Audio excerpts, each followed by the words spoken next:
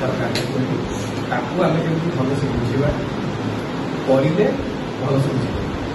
ତେଣୁ ତମମାନଙ୍କୁ ଗୋଟେ ଆଭାସୀ ବା ଗୋଟେ ନମୁନା ବର୍ତ୍ତମାନ ତିଆରି କରିବା ଆମରି ଏଇ ଶ୍ରେଣୀଗୃହ ଭିତରେ ଗୋଟେ ଆନ୍ତର୍ଜାତିକ ସଂଗଠନର ଛୋଟ ନମୁନା ତିଆରି କରିବା। ସେ ଆନ୍ତର୍ଜାତିକ ସଂଗଠନର କାର୍ଯ୍ୟକ୍ରମ କେମିତି ହେଉଛି ପାଖାପାଖି ସେଇଭଳିଆ ସମସ୍ତ କାର୍ଯ୍ୟକ୍ରମ କରିବା ପାଇଁ ଯଥାସମ୍ଭବ ଚେଷ୍ଟା କରିବା।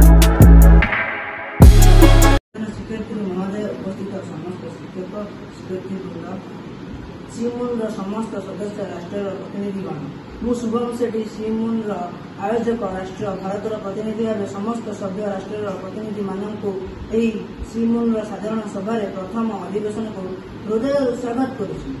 ଆଜିର ଅଧିବେଶନରେ 12ଟି ରାଷ୍ଟ୍ରରୁ 25 ଜଣ ପ୍ରତିନିଧି ଯୋଗଦାନ କରିଛନ୍ତି।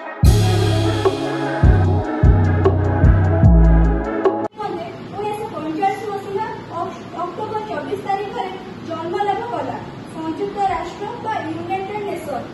ଏହି ଐତିହାସିକ ପଦକ୍ଷେପ ଆମ ପାଠ୍ୟକ୍ରମରେ ସାମିଲ ହେବା ସ୍ୱାଭାବିକ। ତେବେ ଏହାର କାର୍ଯ୍ୟପ୍ରଣାଳୀ, ଗଠନ ଶୈଳୀ ଓ ଉଦ୍ଦେଶ୍ୟକୁ ପୁଙ୍ଖାନୁପୁଙ୍ଖ ଭାବେ ଜାଣିବା, ଆଲୋଚନା କରିବା ଓ ସର୍ବୋପରି ନିଜେ ଏହାପରି ଏକ ଆଭାସୀ ଅନୁଷ୍ଠାନର ଅଂଶ ବିଶେଷ ଭାବେ କାର୍ଯ୍ୟ କରି ପ୍ରତ୍ୟକ୍ଷ ଅନୁଭବ ଆହରଣ କରିବା ଦିଗରେ ଏକ ଉପାଦେୟ ପଦକ୍ଷେପ ଦେଉଛି କ୍ଲାସରୁମ୍ ମକ୍ ୟୁନାଇଟେଡ୍ ନେସନ୍ ବା ସିମୁନ୍।